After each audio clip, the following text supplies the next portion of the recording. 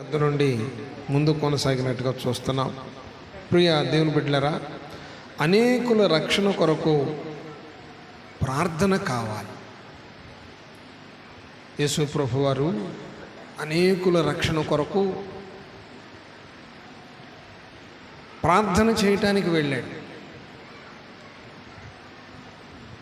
మరి ఇంతకుముందు మన పితరులు, మన పూర్వీకులు అనేకుల రక్షణ కొరకు ఉపవాసం ఉండి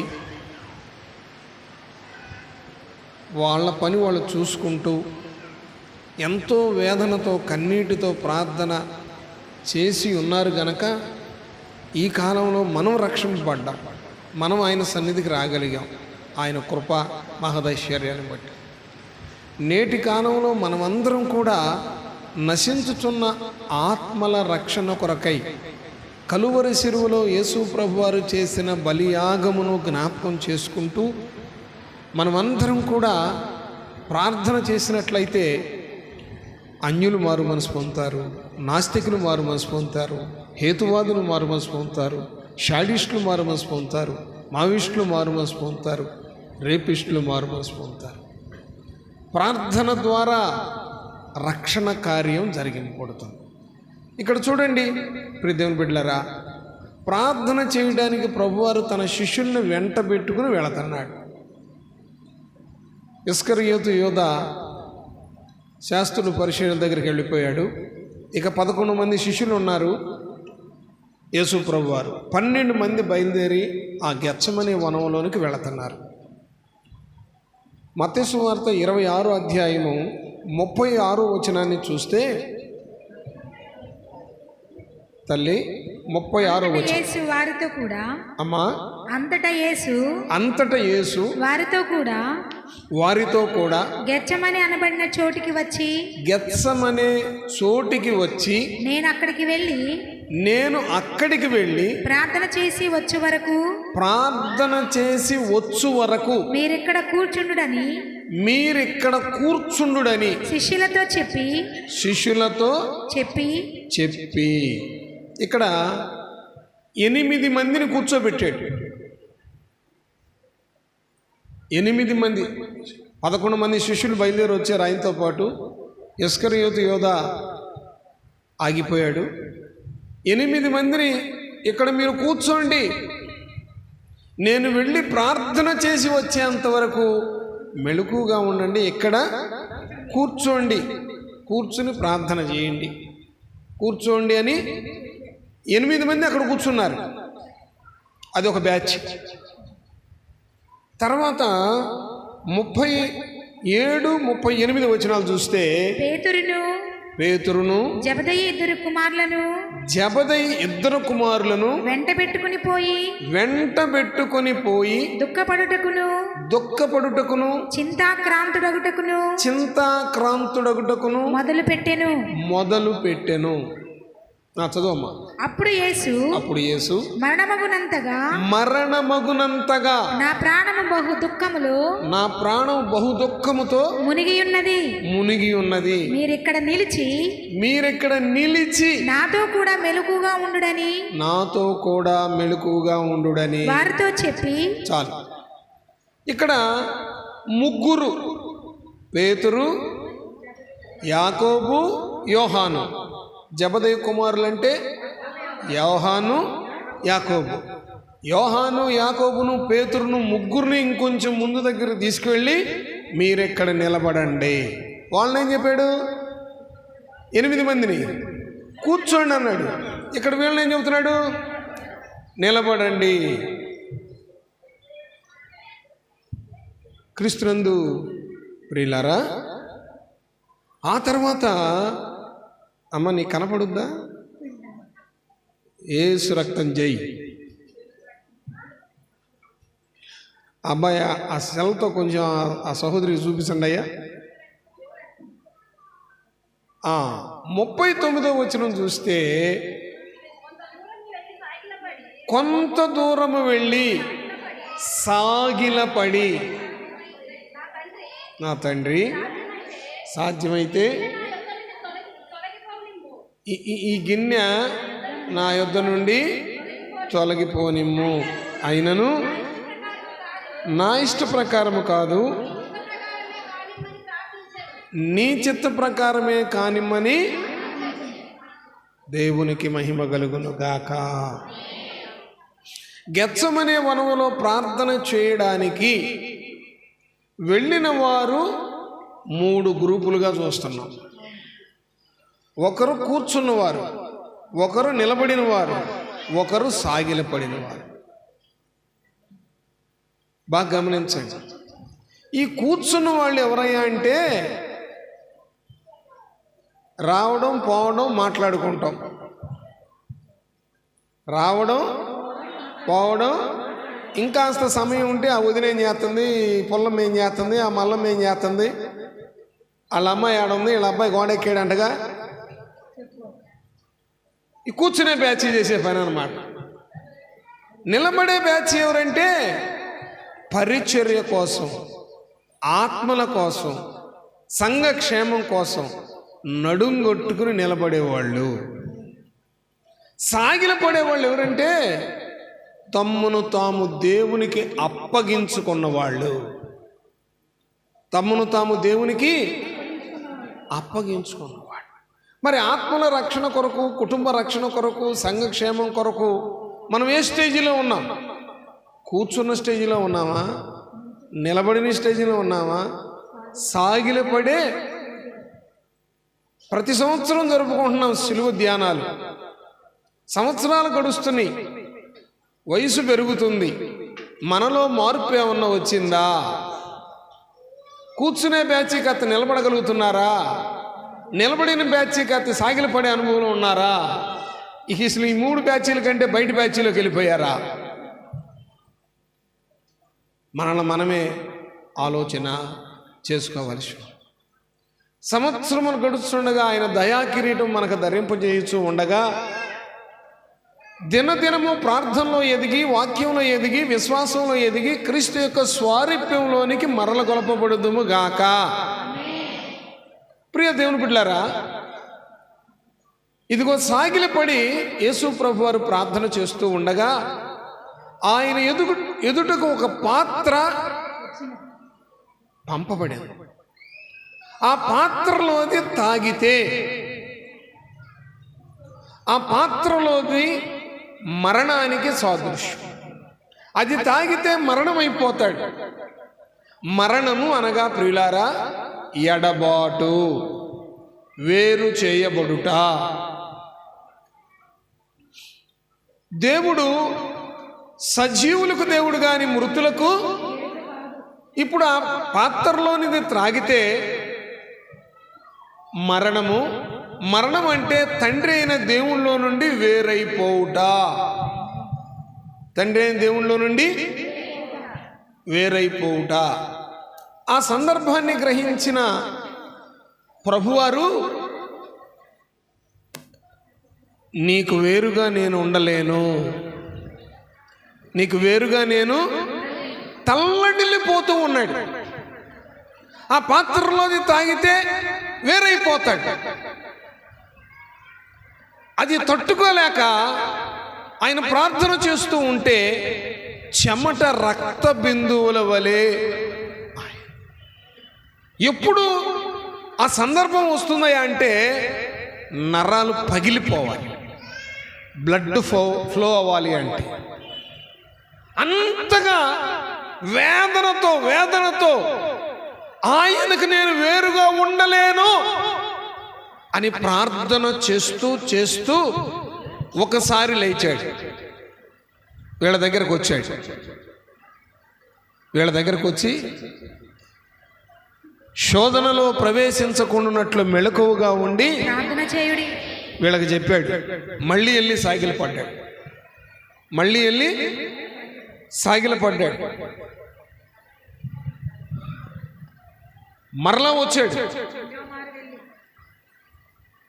ఆత్మ సిద్ధమే గాని శరీరము బలహీనం అని చెప్పాడు. 3వసారి వెళ్ళాడు.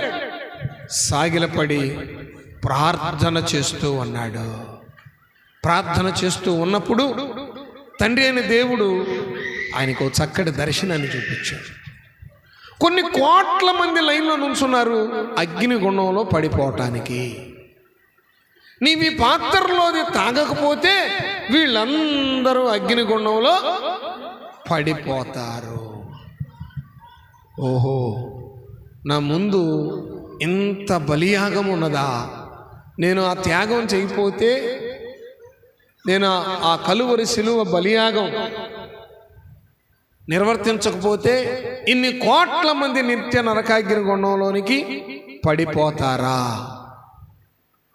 చూచిన దేవుడు, వినిన దేవుడు, గ్రహించిన దేవుడు మూడోసారి సాగిలపడి ఏం ప్రార్థన చేశాడంటే, తండ్రి నీ చిత్తమే సిద్ధించును గాక. ఒక అవగాహనకు వచ్చేసాడు. నేను ఈ పాత్రలోనున్నది త్రాగవలసిందే. నేను త్రాగకపోతే, ఆ మరణాన్ని అనుభవించకపోతే, ఆ మరణాన్ని ఎదుర్కోపోతే, ఆ మరణాన్ని జయించకపోతే కొన్ని కోట్ల మంది నిత్య నరకాగ్ని గుండంలో పడిపోతారు. తండ్రి అయిన దేవుడు వీళ్ళందరినీ రక్షించడానికి యేసు ప్రభు వారిని పంపించారు. ఈయన నిర్ణయించుకున్నాడు ఆ పాత్రలోనిది త్రాగటానికి. మూడోసారి వచ్చాడు. వీళ్ళని చదవవసరం లేదు కానీ మత్తయి సువార్త 26వ అధ్యాయం 40 నుండి 46 వచనాల దాకా నేను చెప్పినటువంటి మాటలన్నీ అక్కడ ఉన్నాయి, మీరు చూసుకోండి. మూడోసారి వచ్చాడు. ఇక లెగవండి వెళదాం అన్నాడు. ఇక లెగవండి వెళదాం అన్నాడు. అయిపోయింది. మనిషి కుమారుడు అప్పగించే గడియ వచ్చి ఉన్నది. ప్రియులారా, ప్రార్థన చేయడానికి వెళ్ళినప్పుడు 3 బ్యాచ్లుగా సిద్ధపరిచాడు. ప్రార్థన చేయడానికి 3 సార్లు తండ్రి అయిన దేవుడికి సాగిలపడ్డాడు. నిద్రపోతున్న వీళ్ళ దగ్గరకు వచ్చి 3 సార్లు వాళ్ళని లేపాడు. ప్రియ దేవుని బిడ్డలారా, మనలను ఎన్నిసార్లు పురుగొలిపాడు, మనల్ని ఎన్నిసార్లు మన హృదయం అనే తలుపు తట్టాడు. వాక్యం వింటున్నామా? వాక్యానుసారంగా జీవిస్తున్నామా? మెళుకువగలిగి ప్రార్థన చేస్తున్నామా? తండ్రి అయిన దేవుని ఎదుట నిర్దోషులుగాను నిష్కలంకులుగాను ఉంటున్నామా? బాగా గమనించండి. ప్రతి వ్యక్తి పట్ల దేవునికి ఒక ప్రణాళిక ఉంటుంది. ఈ 12 మందిలో పేతురు గారి పట్ల దేవునికి ఒక ప్రత్యేకమైన ప్రణాళిక ఉంది. పేతురు యేసు ప్రభు వారిని బహుగా ప్రేమించాడు. యేసు ప్రభు వారు అన్నాడు, పేతురు ఈ బండ మీద నా సంఘాన్ని కడతా. ఈ 11 మందిలో 10 మందిని పక్కన పెట్టాడు. పేతురుని ప్రత్యేకంగా యేసు ప్రభు వారు అడుగుతాడు. మార్కు సువార్త 14వ అధ్యాయము 37వ వచనాన్ని ప్రియులారా చదవగా విందాం. మార్కు సువార్త 14వ అధ్యాయం 37వ వచనం. మరలా ఆయన వచ్చి వారు నిద్రించుట చూచి, అమ్మా చదువు. సీమోను నీవు నిద్రించుచున్నావా? సీమోను నీవు నిద్రించుచున్నావా? ఒక్క గడి అయినను మేలుకొని ఉండలేవా? ఒక్క గడి అయినా నా కోసం మేలుకొని ఉండలేవా? 11 మంది ఉన్నారు. ప్రత్యేకంగా సీమోను అడుగుతున్నాడు, సీమోను నువ్వు కూడా నిద్రపోతున్నావా? నా కోసం ప్రాణం పెడతానన్నావే, ఒకవేళ చావలసి వస్తే చస్తాను కానీ నిన్ను విడిచిపెట్టనన్నావే. పేతురు నువ్వు కూడా నిద్రపోతున్నావా? మరి ఈ దినాలలో ఒకప్పుడు గొప్ప తల్లులే, ఒకప్పుడు పోటీ ప్రార్థన చేసిన వారే, ఒకప్పుడు రోషము కలిగిన వారే, ఒకప్పుడు మంట కలిగిన వారే, ఒకప్పుడు దేవుని చిత్తమును నెరవేర్చడానికి సిద్ధపడిన వారే, ఒకప్పుడు తమ్మును తాము తగ్గించుకున్నవారే. ఆ మంట, ఆ విశ్వాసం, ఆ మొదటి ప్రేమ, ఆ మొదటి ప్రార్థన, ఆ మొదటి పట్టుదల, ఆ మొదటి రోషం ఇప్పుడు ఉన్నదా? మనల్ని మనమే పరిశీలన చేసుకోవాలి. పరిశీలన చేసుకోవాలి. ప్రియ దేవుని బిడ్డలారా, దయచేసి గమనించండి. సముద్రము అందరికీ ఒకటే. సముద్రము అందరికీ ఒకటే. ఈతొచ్చినాడికి ముత్యాలు దొరుకుతాయి, వల ఉన్నవాడికి చేపలు దొరుకుతాయి, చూస్తూ ఉన్నాడికి కాళ్ళు దడుస్తాయి. సముద్రం ఎదురుగా ఉండి చూస్తూ ఉన్నాడు అనుకోండి, అలా వచ్చుద్ది, కాళ్ళు దడుస్తాయి. కానీ వాడికి ఏమి వచ్చుద్దా? కాళ్ళు దడిసినాడికి సముద్రం ఒకటే, వల ఉన్నాడికి సముద్రం ఒకటే. ఈతొచ్చినాడికి ఈతొచ్చింది అనుకోండి, లోపలికి వెళ్ళి ముత్యాలు తెస్తాడు. వల ఉందనుకోండి, చేపలు పడతాడు. వాళ్ళ నీళ్ళ నాళ్ళని చూస్తుంటే కాళ్ళు దొడుతాయి, ఇంకేమో ఉండదు. ఏమనైద్దా? క్రీస్తునందు ప్రేమ దేవుని బిడ్డలారా, దయచేసి గమనించండి. కూర్చుని నువ్వు ప్రార్థన చేస్తున్నావా? నిలబడి నువ్వు ప్రార్థన చేస్తున్నావా? సాగిలపడి ప్రార్థన చేస్తున్నావా? నిద్రపోతున్నావా? మనల్ని మనమే ఆలోచించుకున్న ఎడల ఎంతో మంచిది. ఇదిగో పేతురు ఎడల ఒక ప్రత్యేకమైన ప్రణాళిక. పేతురు నిద్రపోయి ఫెయిల్ అయిపోయాడు. ఎప్పుడైతే ప్రార్థనలో ఫెయిల్ అవుతామో మొదట దేవునికి దూరం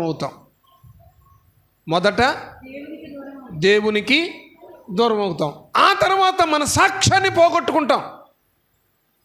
చూడండి, లూకా సువార్త 24వ అధ్యాయము 54 నుండి 63 దాకా చదవాలి. 54వ వచనం ఒక్కడు చదవండి, తదివని నేను చెబుతాను.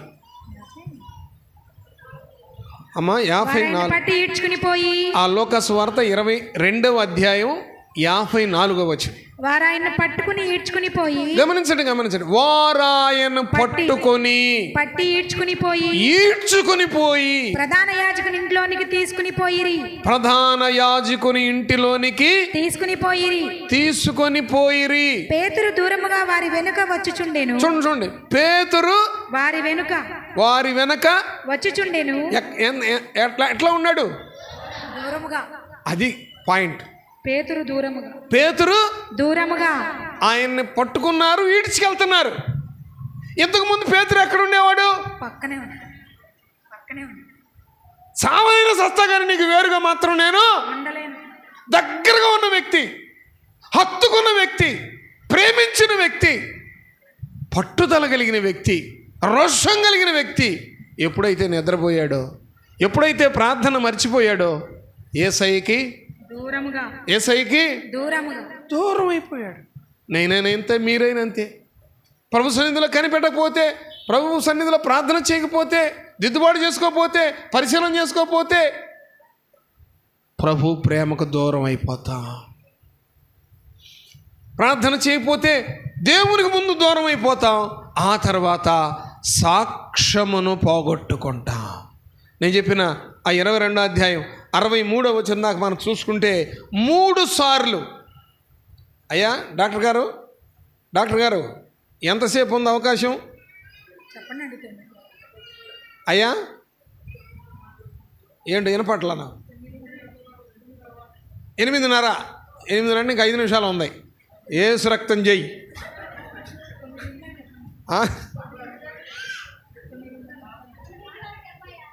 చెప్పమంటారా? రెండోసారి నన్ను పిలవరేం? దేవుడి నామ స్తోత్ర. స్థానిక దైవజనులు నన్ను మన్నించాలి. పురజనుల కోరిక మేరకు నేను 9 దాకా మాట్లాడతాను. దేవుడి నామ స్తోత్ర. ప్రియులారా, యేసు ప్రభువు చెప్పాడు పేతురు, ఈరోజు మనుష్య కుమారుడు అప్పగింపబోతున్నాడు. కోడి కూసేలోపు నువ్వు నన్ను ఎరగవని ముమ్మారు చెప్తావంటే ఏంటి?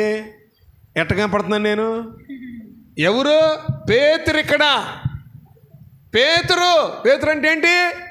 బండ. ఏంటి? బండ. సావనైనా వస్తాను కానీ విడిచిపెడతాం కాదు. అసలు నువ్వు నాకు తెలియదని నేను చెప్పను. ఏమండి? నువ్వు నాకు తెలియదని నేను చెప్పను. చూడండి, మనుషులమైన మనము అంత రివర్సేనండి. అంత రివర్సే. పెళ్లి రోజు పెళ్లి ప్రమాణాల్లో 2 మాటలు మీ ముందు ఉంచాలనుకుంటున్నా.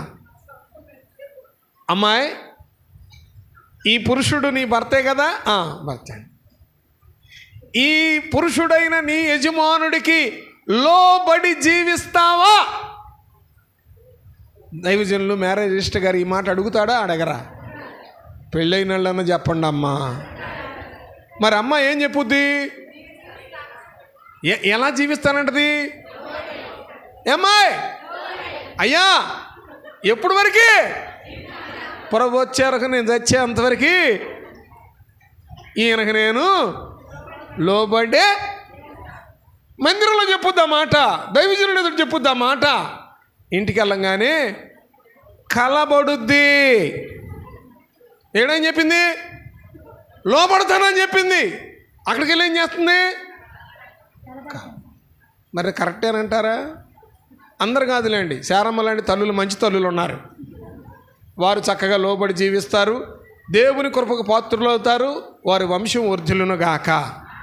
లోబడతానన్న తల్లులు ఇంటికి వెళ్ళాక ఏం చేస్తున్నారు? కలబడుతున్నారు. ఎట్టా? Follow me. ఏంటి రావా? నా మాట వినవా? సరే చూస్తా. నువ్వు చూస్తే ఇక మేము చూసేది ఏముంది? ఇంకేమైనా ఉంటుందా చూడటానికి?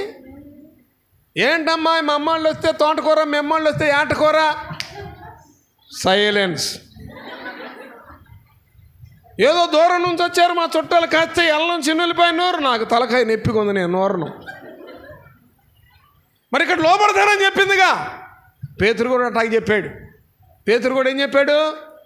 సావనని చస్తాను కానీ నిన్ను ఎరగనని మాత్రం చెప్పను. మరి అట్టాగే పురుషుడు పెళ్లిలో ఒక ప్రమాణం చేస్తాడు. అయ్యా, ఈ అమ్మాయిని ప్రేమించి ఘనపరిచి పోషించి సంరక్షిస్తావా? ప్రేమిస్తావా? ప్రేమిస్తానండి. ఎప్పుడు దాకా? అదేనండి, యేసుప్రభువు వచ్చిందాకా, నేను చచ్చిందాకా. ఏం చేస్తాను? ప్రేమిస్తానంటున్నాడు. పోషించే సంగతి తర్వాత. ప్రేమిస్తానంటున్నాడు. ప్రేమిస్తానని ప్రమాణం చేసిన ఈ అబ్బాయి ఒక రోజంట ఆ ఆడ కూతురికి బాగోలేదంట. ఏమండి? ఏంటో, కొంచెం నాకు తలకాయ నొప్పిగా ఉంది, 1 కప్పు కాఫీ తెచ్చిస్తారా అందంట. గుళ్ళో ఏం చెప్పాడు? ప్రేమిస్తాను, పోషిస్తాను, సంరక్షిస్తానని చెప్పాడు. అక్కడ తలకాయ నొప్పిగా ఉంది, 1 కప్పు కాఫీ ఇవ్వమంటే సొక్కా ఏది, సొక్కా ఇది అంటున్నాడంట. అదేంటంటే, నేను కాఫీ అడిగాను, కప్పు అడగాలి, సాసర అడగాలి, లేకపోతే పాలు అడగాలి, పంచదార అడగాలి, కాఫీ పొడి అడగాలి, కానీ సొక్క అడుగుతున్నావేంటి అందంట. నేను నీకు కాఫీ కలిపియాలా? ఆ సొక్క ఇసుకెళ్ళి ప్లేటర్ గారి దగ్గరికి వెళ్ళి, నీకు నోటీస్ ఇస్తాను, నీకు ఎడాకులు, ఇంకో దానికి తాటాకులు అంటున్నాడు. అదేంటండి, నువ్వు ప్రేమిస్తానన్నావు, పోషిస్తానన్నావు, సంరక్షిస్తానన్నావు, నేను నీకు కాఫీ కలిపియాలా? వెళ్తున్నా ఉండు, ప్లేటర్ గారి దగ్గరికి వెళ్తున్నాడు. గప్ప గప్ప సొక్క వేసుకుని వెళ్ళిపోయాడు అంటండి. ఎక్కడికి వెళ్ళాడు? ఈ అమ్మాయికి అసలే తలకాయ నొప్పుకుందిగా. ఆ మంచంలో పుడుకుని ఎడుతుందంట. అత్త ఏమనుకుంటుందో, మా ఏమనుకుంటాడు, బాయ్ ఏమనుకుంటాడు. నేను అడగకుండా పోయేది. ఆడేమో చర్చిలో చెప్పాడు, అంత రొంబ మోసంలాగా ఉంది. ప్రేమిస్తానన్నాడు, పోషిస్తానన్నాడు, సంరక్షిస్తా అన్నాడు, ఇప్పుడేమో ప్లేట గారి దగ్గరికి వెళ్ళొస్తానంటున్నాడు. అయ్యో అని ఏడుతుంది. అరగంటకి తిరిగి వచ్చాడంట. అరగంటకి, అమ్మ వింటున్నారా? అరగంటకి ఇదిగో కాఫీ అన్నాడు. ఇందా కాఫీ అడిగితే ప్లేటర్ గారు సొక్కా అన్నాడు. ఇప్పుడు అడగకుండా కాఫీ తెచ్చాడు. తీసుకుంటే ఏమంటాడో, తీసుకోకపోతే అయినా తెగించి ఒక అమ్మాయి ఆ మాట అందంట. అయ్యా, ఇందాక తెమ్మంటే తేలేదు, నేను ఇప్పుడు అడగకుండానే కాఫీ తెచ్చావు, ఏమండి, ఏమిటి ఇంత మార్పు అందంట. ఏం చేద్దాం, నీకు నోటీస్ ఇద్దామని ప్లేటర్ దగ్గరికి వెళ్ళా, పొద్దున్నాడు అంట్లు తోముతున్నాడు అన్నాడు. ఎవరు? ఆడికన్నా నేనే బెటర్. నువ్వు 1 కప్పు అడిగావు, నువ్వు నేను పోయిన కావాలి, నీ మాట అనిపోతే నేను కూడా స్తోత్రం, ఇక ఆ బజ్జీ నాకెందుకులే, కప్పు తాగు అన్నాడు అంట. ఏమండి, ఆళ్ళ మాటలు చెప్పి ఆళ్ళ మాటలు విని దేవుని సన్నిధిలో మనం చేసిన ప్రమాణాన్ని మేరకూడదు. అట్టి కృప మనందరికి ఉండును గాక. పేతురు గారు చెప్పాడు, ఏది ఏమైనా సరే నిన్ను ఎరగనని మాత్రం నేను చెప్పను అన్నాడు. ప్రియులారా, 3 సార్లు ఆయన ఎవరో నాకు 3 సార్లు ప్రార్థన చేయడానికి వచ్చినప్పుడు 3 బ్యాచీలు చేశారు. 3 సార్లు సాగిలపడ్డాడు. 3 సార్లు వీళ్ళను లేపాడు. నేను ఆయనను ఎరగను అని 3 సార్లు పేతురు గారు చెప్పాడు. ఇప్పుడు దేవుని బిడ్డలారా, దయచేసి ఎంత శ్రమ వచ్చినా, ఎంత కష్టం వచ్చినా, ఎంత వేదన వచ్చినా, ఇదిగో ఓర్పుతో సహనంతో మనం యేసయ్య తట్టు చూస్తూ ఉండాలి. కానీ ఆయనను ఎరగను అనే మాట మన నోట రాకుండా ఉండునుగాక. ఎందుకంటే అది ఎంత ప్రమాదం అంటే, మత్తయి సువార్త 10వ అధ్యాయం 33వ వచనాన్ని ప్రియులరా చదవగా విందాం. మత్తయి సువార్త 10వ అధ్యాయం 33వ వచనం. మనుషుల ఎదుట ఎవడు నన్ను ఎరగను అనునో వానిని పరలోకమందున్న నా తండ్రి ఎదుట నేనును ఎరుగనందును. ఎంత ప్రమాదమో చూసారా? మనుషుల ఎదుట ఆయనను ఎరగను అని మనం అన్నామంటే, తండ్రి అయిన దేవుని ఎదుట యేసు ప్రభువారు మనల్ని ఏమంటాడంటండి? అయ్యా నేనయ్యా, మన చర్చికి గ్రానైట్ వేసిందంతా నేనే, మీటింగ్స్కి భోజనాలు పెట్టింది నేనే, ఇదిగో ఆ పాస్టర్ గారు వచ్చాడే వాళ్ళని మా ఇంటికి తీసుకెళ్ళి భోజనం పెట్టింది నేనే. నువ్వేమన్నా చెప్పు, నువ్వేమన్నా గుర్తు చెయ్యి. ఆయన ఏమంటాడంట? వీళ్ళెవరో నాకు ఎందుకు? మనుష్యుల ఎదుట మనము ఆయనను ఎరగము అంటే, తండ్రి అయిన దేవుని ఎదుట యేసు ప్రభువారు మనలను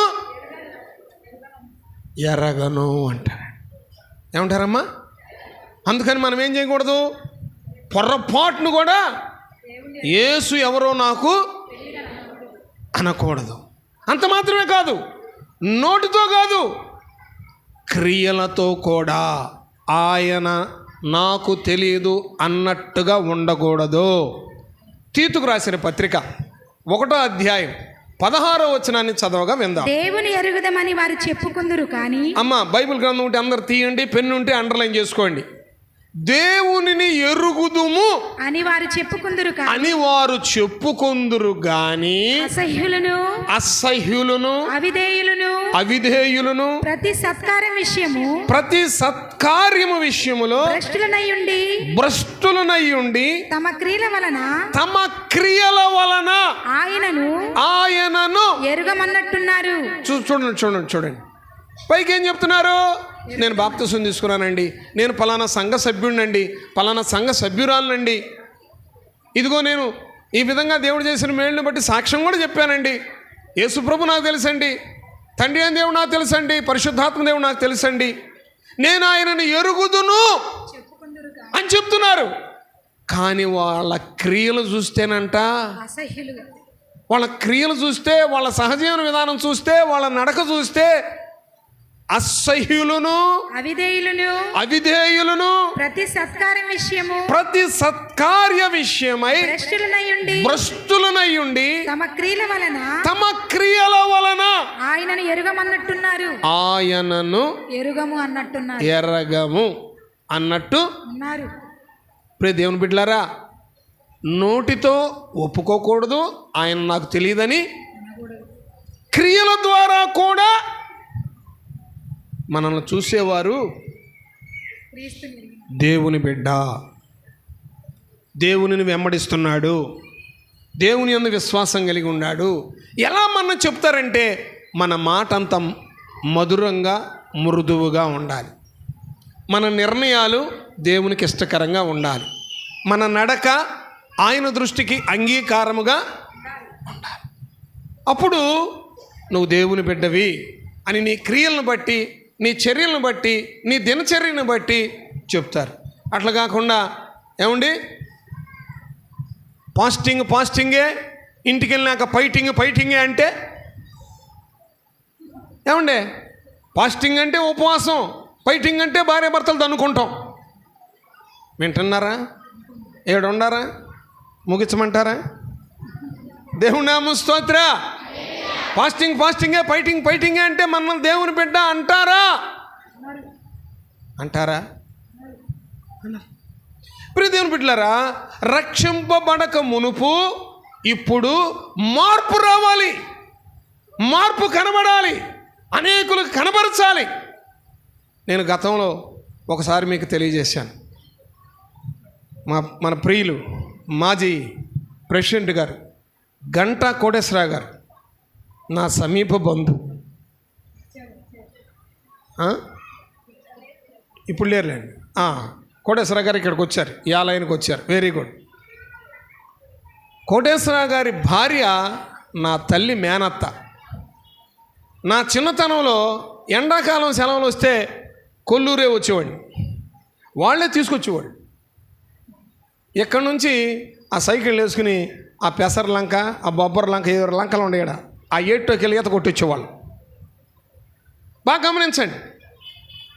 ఆయనకి ఎడ్ల పందాలు పిచ్చి. ఏం పిచ్చి? ఆయన పెద్ద పందాలు అయితే వాళ్ళ అబ్బాయి రమేష్, మేము ఆ దొడ్లో ఉన్న దూడలకి కర్ర కట్టి మేము ఒక తాడు కొట్టుకుని వెళ్ళేవాళ్ళం. వాళ్ళ నాన్న ఏం చేస్తే పిల్లలు. ప్రియ దేవుని బిడ్డలారా, గమనించండి. ఒకప్పుడు నాకు ఈ ప్రేమ తెలియదు. ఒకప్పుడు యేసుప్రభు వారి కలువరి సిలువ త్యాగం నాకు తెలియదు. ఆయన యొక్క దాతృత్వం నాకు తెలియదు. ఎంతోమంది క్రైస్తవ సోదరుల ప్రార్థన ద్వారా, దైవజనుల ప్రార్థన ద్వారా అన్యుడైన నేను ధన్యుడుగా మార్చబడ్డాను. ఒకప్పుడు ఆ అల్లరితో కూడిన ఆటపాటలు, ఒకప్పుడు మరి తెలియని విగ్రహారాధన, ఒకప్పుడు లోక సంబంధంగా నా ఇష్టానుసారమైన జీవితం. ఇప్పుడైతే నా దేవునికి ఇష్టడుగా, నా దేవునికి ప్రియుడుగా, మన క్రియల వలన ఆయనను ఎరగను అన్నట్టు ఉండకూడదు. నా తల్లి కన్నీటి ప్రార్థన ద్వారా, సంఘ ప్రార్థన ద్వారా మా అమ్మగారు ప్రార్థన చేసింది. అయ్యా, నేను చచ్చిపోయే లోపు ఒక్కళ్ళనన్నా మారుమనసు పొందేటట్టుగా మా కుటుంబంలో నీ నామ ధ్యానం ఆగిపోకుండా ఉండేట్టుగా సహాయం చేయని మా తల్లి కన్నీటి ప్రార్థన చేసింది. ఒక్కళ్ళు మారుమనసు పొందితే చాలు అని నా తల్లి కన్నీటితో ఉపవాసం ప్రార్థన చేసింది. దేవాది దేవుని మహాకృప, ఆయన సన్నిధి దీవెనలు, ఆయన ఆశీస్సులతో దేవుడు నన్ను ఏర్పాటు చేసుకున్నాడు. దైవజనుడిగా నన్ను పిలిచాడు. ఇదిగో నేను సేవ చేస్తూ ఉన్న దినాలలో మరి మా కోటేశ్వరరావు గారి ఇంటికి వచ్చి ప్రార్థన చేసి, ఆయనకి మా దేవుని గారికి ప్రార్థన చేశా. ఒక దైవజనుడిగా నేను వాళ్ళ ముందు చాలా చిన్న పిల్లవాడిని అయినా నేను యేసుని నమ్ముకున్నాను, యేసు ప్రభు సేవ చేస్తున్నాను. నేను వెళ్ళి వాళ్ళకి ప్రార్థన చేసి, క్రీస్తునందు ప్రియమైన వారలరా, మా తల్లి ఒక్కళ్ళని రక్షించబడితే చాలని ప్రార్థన చేసింది. దేవుడు నన్ను రక్షించాడు. లక్షల మందికి సువార్త చెప్పే కృప నాకు ఇచ్చాడు. వేల మందిని బాప్తిసాలు ఇచ్చే కృప నాకు ఇచ్చాడు. 15 సంఘాలు కట్టాను నేను. ఇంకా 3 కన్స్ట్రక్షన్ జరుగుతున్నాయి. ఒక్కళ్ళ ప్రార్థన, ఒక్క తల్లి కన్నీటి ప్రార్థన దేవుడు ఘనంగా ఆయన హస్తాల్లో బలంగా వాడుకుంటూ ఉన్నాడు. ఇదిగో చాలామంది తల్లులు ఉన్నారు ఇక్కడ. ప్రతి సంవత్సరం ఆయన కలువరి శిలువ ధ్యానాల్లో మనం పాల్గొంటున్నాం. ప్రతి ఆదివారం ఆయన ఆరాధనలో పాల్గొంటున్నాం. ప్రతి పండగకి, ప్రతి మీటింగ్కి మనం ఆయన్ని ధ్యానం చేస్తూ ఉన్నాం. మార్పు వచ్చిందా? పట్టుదల పెరిగిందా? రోషం వచ్చిందా? రగిలించబడ్డావా? ఇదిగో అబద్ధం ఆడుతున్నావా? ఇదిగో ఆయన నేను ఎరగను అన్నట్టుగా జీవిస్తూ ఉన్నావా?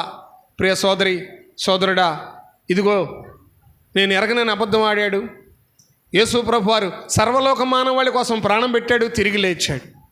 ఈలోపు పేతురు గారు ఏమన్నాడంటే, నేను వెళ్ళి చేపలు పట్టుకుంటాను అన్నాడు. ఏమండి, ప్రార్థనకు దూరం అయితే ఎన్ని అనర్థాలు వస్తున్నాయో చూడండి. యోహాను సువార్త 21వ అధ్యాయం 2-3 వచనాలు చదవగా విందాం. సీమోను పేతురును, దిదుమ అనబడిన తోమాయు, గలిలయోని కానాను ఊరివాడు నతనీయులను, జబదయి కుమారులను ఆయన శిష్యులు మరి 2 కూడి ఉండిరి. సీమోను పేతురు, నేను చేపలు పట్టబోతునని వారితో అనగా, నేను చేపలు పట్టబోతున్నానని వాళ్ళతో అనగా, వారు మేమును నీతో కూడా వచ్చేదమనిరి. యేసు ప్రభు వారు ఏం పని అప్పచెప్పాడు వీళ్ళకి?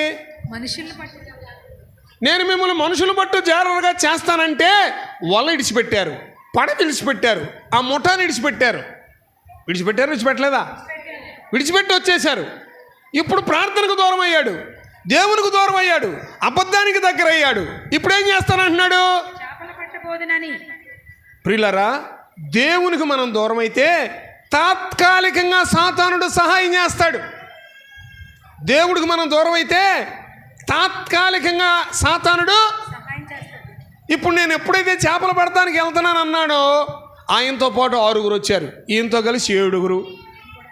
ఒక్కడి ఎఫెక్ట్ 7 అంతలు ఉంటుంది. ఒక్కడి ప్రభావం 7 ఎడగొట్టేదిగా ఉంటుంది. ఎప్పుడైతే చేపలు పడతానన్నాడో సాతానుడు ఒక వల ఇచ్చాడు, సాతానుడు ఒక పడవ ఇచ్చాడు. ఇంతకుముందు వదిలేశాడుగా, లేవుగా. తాత్కాలికంగా సాతానుడు ఆయనకి సహాయము చేశాడు. ప్రియులారా, దయచేసి గమనించండి.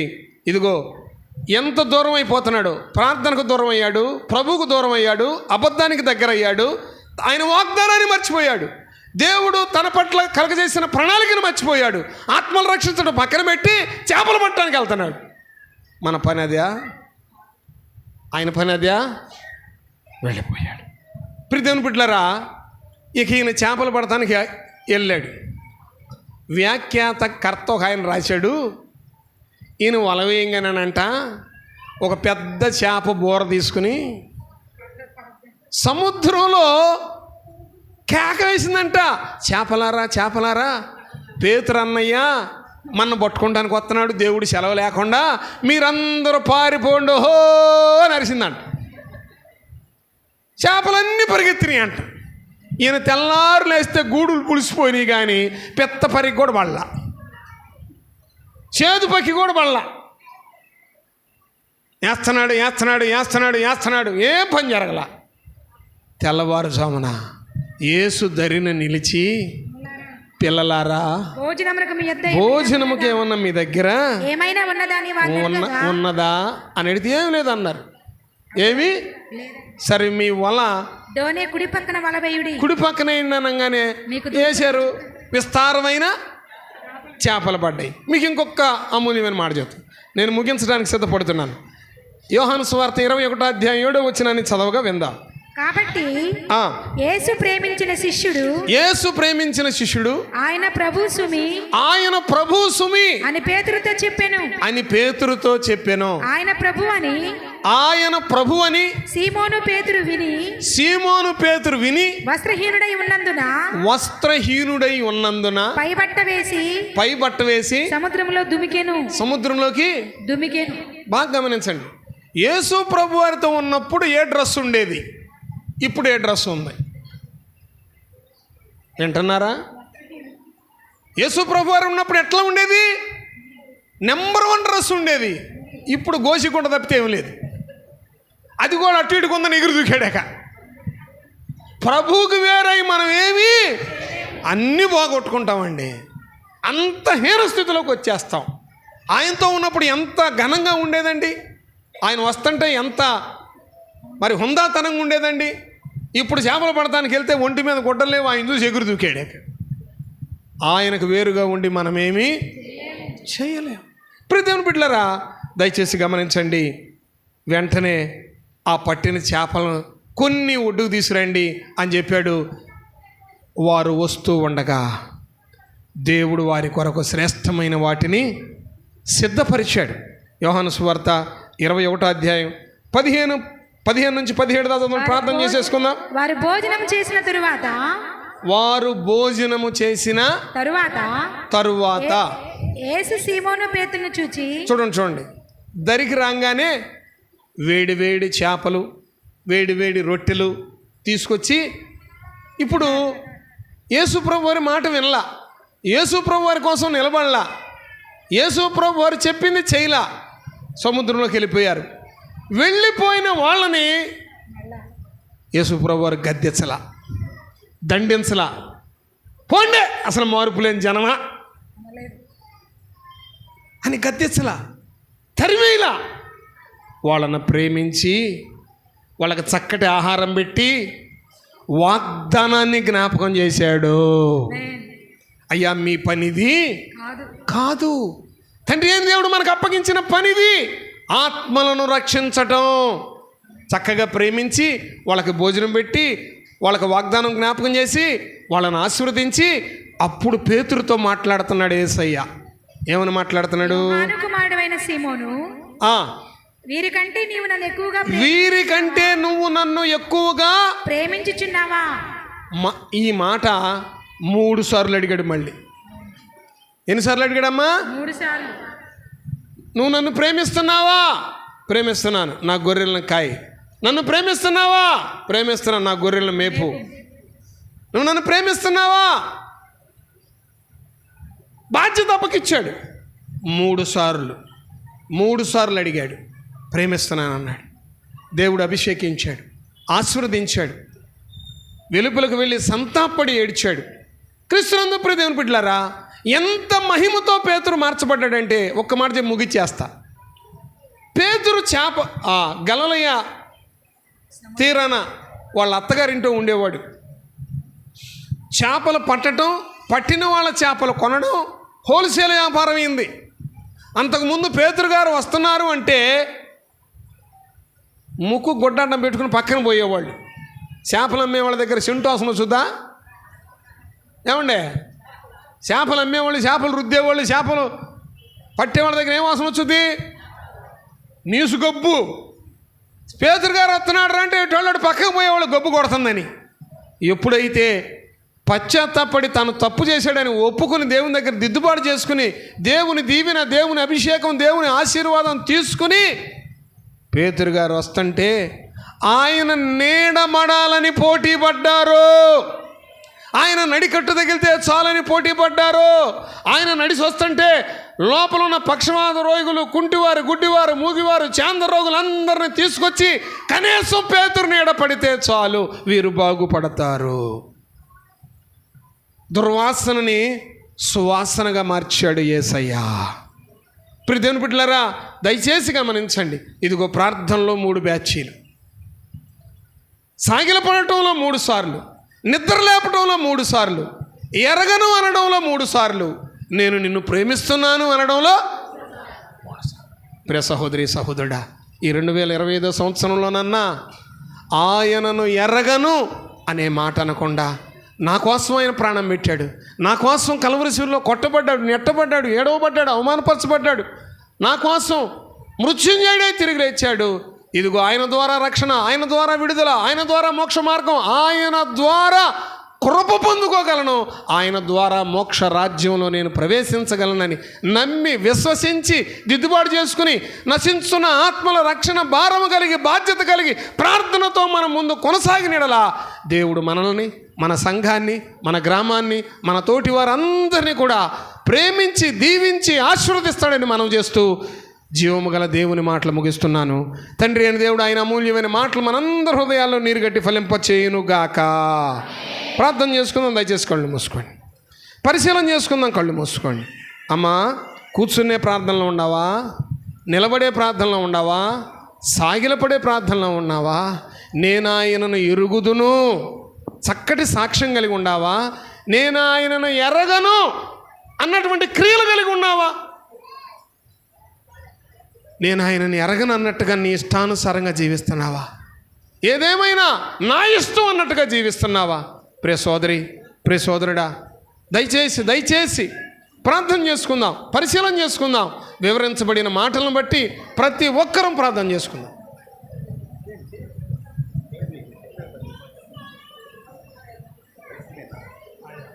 అమ్మ ప్రార్థన చేసుకుందాం, అయ్యా ప్రార్థన చేసుకుందాం. మార్పు వచ్చిందా? క్యాలెండర్ మారుతుంది, తేదీ మారుతుంది, సంవత్సరం మారుతుంది. మన ప్రార్థనలో మార్పు వచ్చిందా? మన విశ్వాసంలో మార్పు వచ్చిందా? మన ఆత్మీయ ఎదుగుదలలో మార్పు వచ్చిందా? ఎంతకాలం మరుగుజ్జులాగుంటాం? ఎంతకాలం మరుగుజ్జులాగుంటాం? ఎతగొద్దా? పిల్లాడు పెరగపోతే ఊరుకుంటావా? ఎంతమందిని సలహా తీసుకుంటావు? ఎంతమంది వైద్యులను సంప్రదిస్తావు? నా బిడ్డ పెరగట్లేదు, నా బిడ్డ పెరగట్లేదని. అమ్మ ప్రార్థన చేత ఆత్మీయంగా నువ్వు పెరుగుతున్నావా? దైవజనులు మనతో చెబుతున్న మాటలు వింటున్నావా? విశ్వసిస్తున్నావా? పరిశీలన చేసుకుంటున్నావా? దిద్దుబాటు చేసుకుంటున్నావా? ప్రియ సోదరి, ప్రియ సోదరుడా, దయచేసి వివరించబడిన మాటలను బట్టి మనల్ని మనం పరిశీలన చేసుకుందాం, పరీక్షించుకుందాం. దయగల తండ్రి, ప్రేమగల రక్షక, సర్వాధికారి అని దేవా, సర్వ సృష్టికి ఆది సంభూతుడా, సకల ఆశీర్వాదమున కారణభూతుడా, అయ్యో నిన్నటి వారమయ్యా, నీడ వంటి వారమయ్యా, అయ్యా ఈ దినమున మేము సజీవులుగా ఉన్నామంటే కేవలం నీ కృప, కేవలం నీ కృప. అయ్యో నిన్ను ఎరగనన్నట్టు జీవిస్తున్నామేమో, యేసు ఎవరో నాకు తెలియదు అన్నట్టుగా మేము బ్రతుకుతున్నామేమో. కనికరం గల తండ్రి, మా శాపాలని, మా పాపాలని, మా దోషాలని క్షమించండి నాయన, మా అపరాధాలను మన్నించండి నాయన. 3-4 తరాల పాపాలు, దోషాలు, శాపాలు యేసు నామములో వైదొలిగిపోవును గాక. ప్రభువా బలపరచండి, మీ ఆత్మతో నింపండి, మీ అగ్నితో అభిషేకించండి. అనూతనాత్మ, అనూతన కృప, అనూతన శక్తి, అనూతన ప్రభావం, నూతన నింపుదల, నీ అభిషేకం, నూతన స్వభావం మా అందరికీ దయచేయండి. ఈ గ్రామాన్ని దీవించండి, సంఘాన్ని దీవించండి, దైవజనులను దీవించండి, పెద్దలను దీవించండి, యాజమాన్యాన్ని దీవించండి, యవన బిడ్డలను దీవించండి, వృద్ధులను దీవించండి. మీ కృపలో జ్ఞాపకం చేసుకోండి. అయ్యా అయ్యా అయ్యా, మీ కలువరి సిలువ బలియాగ ధ్యానాలలో నిద్రపోతులుగా ఉండకూడదు, వదరబోతులుగా ఉండకూడదు, పొగరబోతులుగా ఉండకూడదు, కాలు దాడిచ్చేవారుగా మేము ఉండకూడదు, అబద్ధికులుగా మేము ఉండకూడదు. తండ్రి, నీ సన్నిధిలో నిర్దోషులుగాను, నిష్కలంకులుగాను, నిందారహితులుగాను, మీకిస్తులైన ప్రజలుగాను, బలా మంచి నమ్మకమైన దాసుడా అనిపించుకున్నాగున మా విశ్వాసాన్ని నూతనపరచండి, మమ్మల్ని బలపరచండి. మీ పరిశుద్ధాత్మ శక్తితో మమ్మల్ని నింపండి. మీ కృపాక్షేమములే మా అందరి వెంట వచ్చినట్లుగా కార్యము జరిగించమని మా ప్రభువును ప్రియరక్షకుడైన యేసుక్రీస్తు వారి దివ్య నామమున బ్రతులాడి వేడుకొని పొంది ఉన్నాము తండ్రి. ఈ మంచి అవకాశం ఇచ్చిన దేవునికి, మరి దైవజనులకి నా హృదయపూర్వక ధన్యవాదాలు తెలియజేసుకుంటూ, ప్రియులారా, ఈ మాటలు మీరు వినాలి అంటే మీ ఫోన్లోనే వస్తాయి. IPTM యూట్యూబ్ ఆన్ చేసి IPTM అని ప్లే చేస్తే చక్కగా దేవుని మాటలు వినొచ్చు, బలపరచబడవచ్చు. Thank you. దేవుడు మనల్ని దీవించును గాక. క్రీస్తునందు ప్రియమైన దేవుని బిడ్డలారా, మరి సందా పట్టుకుంటా అయ్యగారి గురించి 2 మాటలు చెప్పి మరి సన్మానం చేయాలని చెప్పి మన పెద్దలు బయట నుంచి లేదయ్య గారు వాళ్ళు చెప్పారు. దయచేసి PCCలు, డెలిగేట్స్, దయచేసి మన యొక్క రెవరెండ్ బిషప్ మరి భానుప్రసాద్ గారు మన మధ్యకి రావటం చాలా మరి అదృష్టం అనుకోవాలి. ఎందుకంటే ఆయన తెనాల్లో కొంతకాలం సేవ చేశాడు. నేను గెడ్డం థామస్ గారి దగ్గర 12 సంవత్సరాలు చేసేటప్పుడు, అవును 3 బ్రాంచీలు ఉండేవి, ఇప్పుడు కూడా ఉండే, ఒకటి లేదులేండి అక్కడ మన రైల్వే స్టేషన్ దగ్గర. తర్వాత ఇప్పుడు